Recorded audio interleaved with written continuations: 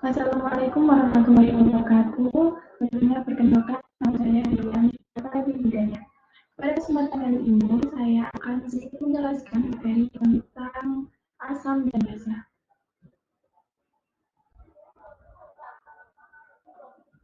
Kalian tentu sudah tahu kan apa itu asam dan basa? Kita sangat sering sekali menemukan asam dan basa ini dalam kehidupan sehari-hari kita. Pada materi ini saya akan membagi ke beberapa pokok bahasan. Yang pertama yaitu sifat asam basa, kemudian teori asam basa, dilanjut dengan indikator asam basa, dan yang terakhir yaitu tentang konsep pH. Yang pertama yang akan kita bahas yaitu tentang sifat-sifat asam dan basa. Larutan asam. Apa sih itu larutan asam? Larutan asam ini merupakan suatu zat yang membentuk ion hidrogen di dalam larutan. Nah, larutan asam ini memiliki beberapa sifat. Di antara yang pertama yaitu bersifat asam. Nah, seperti kita ketahui bahwa kalau di siang hari kita minum es jeruk contohnya. Nah, es jeruk itu memiliki rasa yang apa? Memiliki rasa yang asam karena es jeruk ini termasuk kepada larutan asam. Yang kedua yaitu sifat korosif. Larutan asam ini sangat memberikan sifat korosif pada besi. Yang ketiga yaitu dapat menghantarkan listrik. Yang keempat memiliki pH kurang 7, dan yang kelima ini memerahkan kertas lakmus biru. Kemudian larutan basa. Apa sih larutan basa itu? Larutan basa ini merupakan senyawa kimia yang menyerap hidrogen maka dilarutkan di dalam air.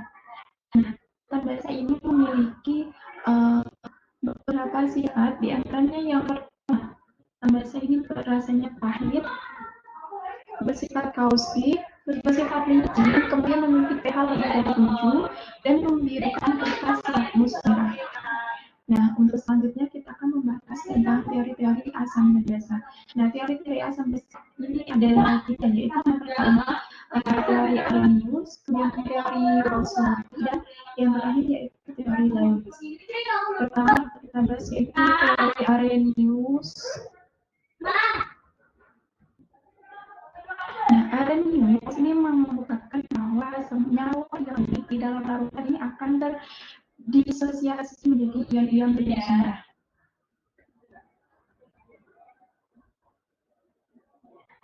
Menurut Arrhenius, asam ini merupakan zat atau senyawa yang dapat menghasilkan H+ di dalam larutan. Kemudian basa ini merupakan zat atau senyawa yang dapat menghasilkan OH- ini ketika dilarutkan di dalam larutan. Kemudian ketika asam dan basa ini direaksikan, ini keduanya menghasilkan garam atau menjadi gas penyebab. Teori yang kedua yaitu teori dari Bronsted. Nah, Bronsted ini mengatakan bahwasanya asam ini merupakan spesies yang memberikan proton, sedangkan basa adalah spesies yang mau menerima proton pada suatu reaksi tersebut. Asam basa ini tidak hanya berupa molekul, tetapi juga dapat berupa kation dan anion.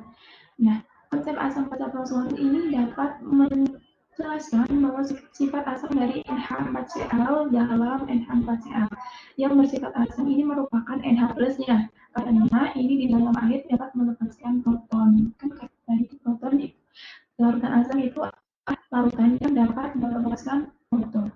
Nah, konsep asam Bronsted ini tidak terbatas di dalam larut air saja, tetapi juga dapat menjelaskan reaksi basa di dalam larut lainnya, bahkan reaksi yang tanpa pelarut.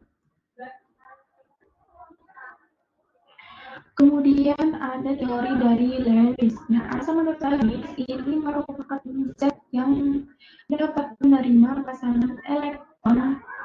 Yang biasa ini merupakan zat yang dapat memberikan pasangan elektron. Nah, untuk selanjutnya kita akan membahas tentang indikator asam dan basa. Seperti yang kita ketahui, asam dan basa dapat kita ketahui dengan menggunakan lidah bahasa kita. Namun, tentu tentu saja tidak semuanya larutan itu aman. Aman kita cek dengan menggunakan indera perasa ini, karena ada zat-zat kimia yang berbahaya, sehingga diperlukan indikator asam dan indikator L nantinya dapat digunakan untuk mengetahui bahwa larutan tersebut termasuk larutan asam atau basa.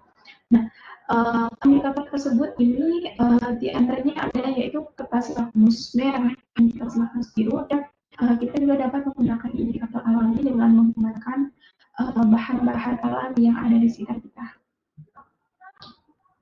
Yang pertama yang kita bahas yaitu kertas lakmus. Nah, kertas lakmus ini terdiri dari dua, yaitu kertas lakmus merah dan kertas lakmus biru. Kertas lakmus merah ini tidak akan berubah warnanya ketika dimasukkan ke dalam larutan asam. Dan kertas lakmus dan sebaliknya ini akan berubah warnanya ketika dicelupkan kepada larutan basah. Kemudian untuk kertas lakmus biru ini juga tidak akan berubah warnanya ketika kertas lakmus ini dicelupkan kepada larutan basah.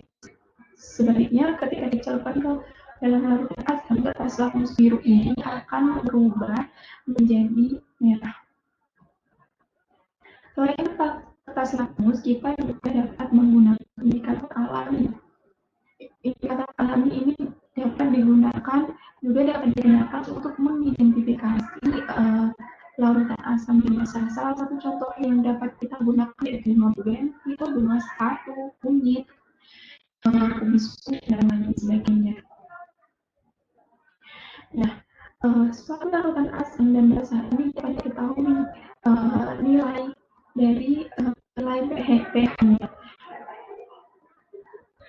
Pada tahun 1910, seorang ahli Denmark yaitu Ries Sørensen memperkenalkan suatu bilangan yang sederhana, yang mana bilangan tersebut itu peroleh dari hasil logaritma konsentrasi H+. Bilangan ini harga pH ini berkisar antara 1 sampai 4.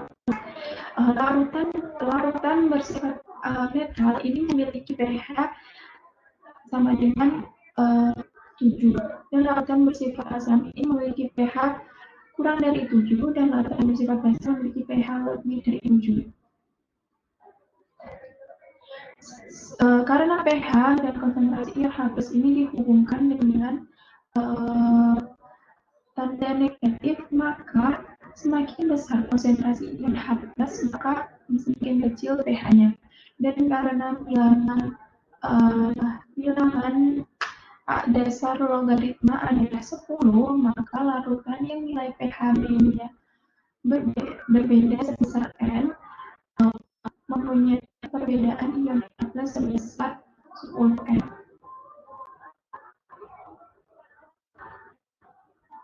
Untuk menentukan pH suatu larutan ini dapat dilakukan dengan beberapa cara. Salah satunya itu dengan menggunakan indikator. Nah, indikator ini merupakan asam organik lemah dan zat organik lemah yang dapat berubah warnanya pada rentan harga pH tertentu. Nah, harga pH suatu larutan ini dapat diperkirakan dengan menggunakan trayek pH indikator. Nah, indikator ini memiliki trayek perubahan yang berbeda-beda. Dengan demikian, dari uji larutan dengan beberapa indikator ini diperoleh daerah irisan dari pH larutan tersebut, sehingga dapat kita tahu nilai pH dari larutan tersebut. Sekian materi yang dapat saya sampaikan, kurang lebihnya mohon maaf. Wassalamualaikum warahmatullahi wabarakatuh.